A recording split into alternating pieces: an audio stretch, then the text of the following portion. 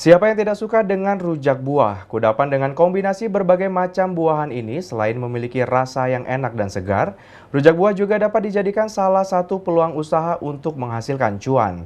Seperti yang dilakukan oleh Antot, dalam seharinya beliau dapat mengantongi untung hingga ratusan ribu rupiah. Rujak buah merupakan kudapan yang enak dan tentunya tak heran banyak masyarakat yang gemar menikmati makanan yang satu ini. Rujak buah biasanya berisi buah-buahan mulai dari bengkuang, mangga, nanas, hingga jambu air. Makanan ini biasanya dinikmati bersama sambal khas dari gula merah yang diulek dengan cabai.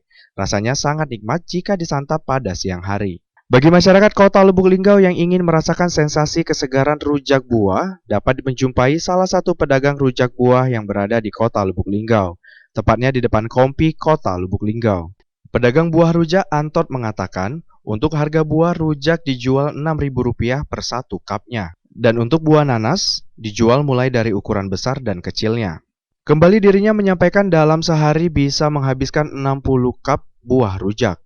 Dan untuk buah nanasnya, itu tergantung dengan cuaca. Saat kondisi cuaca panas bisa menghabiskan 100 buah nanas. 6 ribuan ya. 6 ribuan ya. Kalau untuk nanasnya? Nanasnya macam-macam variasi ya, tergantung besarnya. Nanti besarnya ya.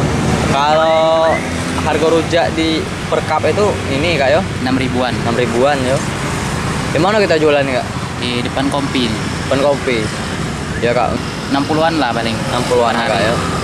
Untuk nanas sudah? Nanasnya tergantung ini Pak, tergantung cuaca.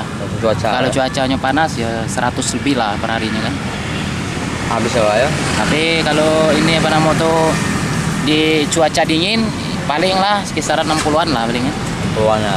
Owner pedagang buah rujak ini mampu meraup omset hingga ratusan ribu rupiah per harinya. Ival Walbarodi, Silampari TV, melaporkan.